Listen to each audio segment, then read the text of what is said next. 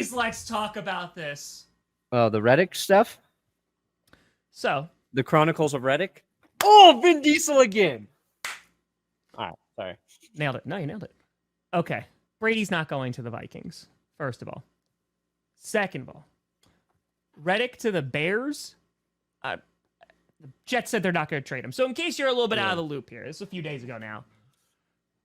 Reddick goes to the Jets, right? Sure. You also need to make a trade for him. Yes. Reddick's a good player, right? And it just seems like he's waiting for that big time contract because he's been putting up like good sack numbers basically everywhere he's been going. Man is just trying to get paid, and he's deserved to be paid for several years now. Correct.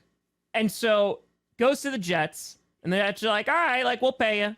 And then they offered him a contract, if I'm not mistaken, and he's like, no. He's like, what? We want a bigger contract, and then the Jets. He's like, no. And they said, okay, I want to get traded, and the Jets said no. Like Reddick's like, I request a trade, and like 5 minutes later on Twitter, like the Jets were like, we're not trading you. It's not happening. So I think that this is just a masterclass from the absolute genius that is Joe Douglas, because everybody knows this was written into law that Joe Douglas is the smartest GM in the entire league.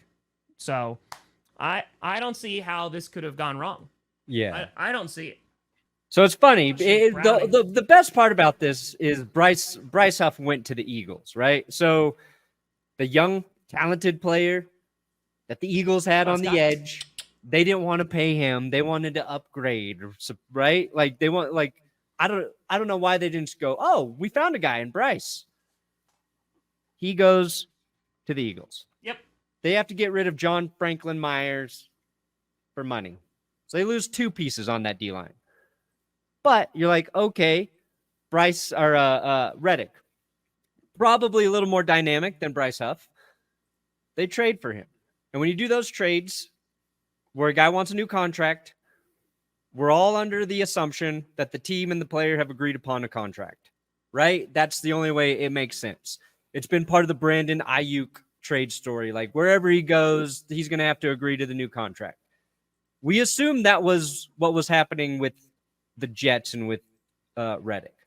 What we don't know is if they actually had that agreed upon, and then if the Jets or Reddick decided they didn't like that deal, or if they said they were going to give him the contract and then they lowballed him. Like I've heard both things there.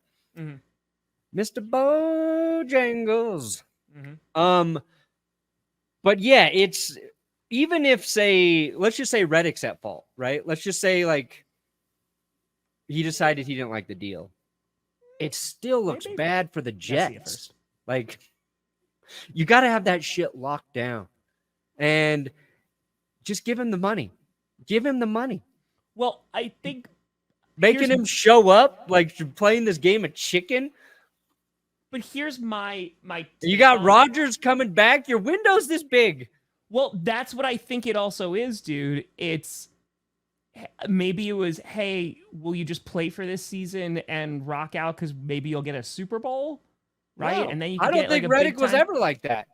No, I think that's what the Jets were potentially hoping. Yeah, I know. They picked the worst guy to do that. Well, I think this is an old Packers thing too, that like Aaron Rodgers came out like, well, things like weren't going that well when he's still on the Packers, and he's like, hey, like players are coming to play in Green Bay because of me.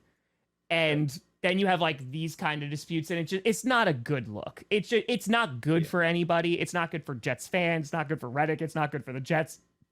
And like, this is not the stuff that should be the focus, right? It's like, hey, like you said, there's this much of a window. You got what, 2 years, maybe 2 seasons? Yeah. Reddick's not going there to play with Rodgers. No. He has no interest in psychedelics. Okay. He wants to get paid. And it's about Reddick's history. Okay. Yeah. He fucking balls out for the Cardinals. They don't want to pay him. He goes to Carolina on 1-year deal.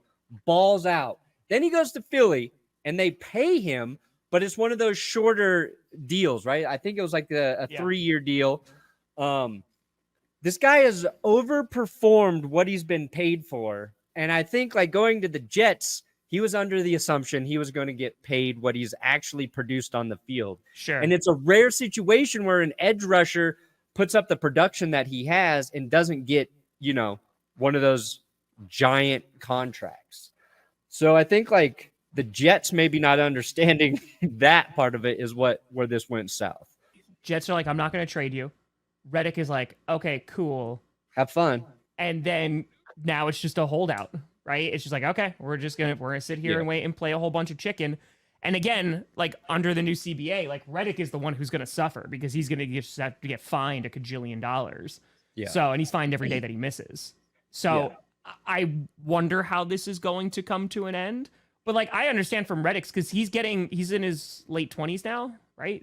I'm just spitballing. I think he's like 29, maybe 28, 29. 29. He's 29. So 29. So again, like probably one more big deal, and then that's it. Yeah. So like it's kind of now or never, because now if he doesn't get a deal now and just plays on this 1 year and that's it, he's gonna be 30. Yeah, and I don't know how many teams are gonna pay him. Cardinals should have just kept him. First of all.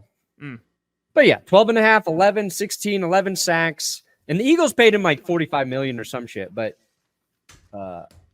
he hasn't got that top tier edge money, and that's what he wants.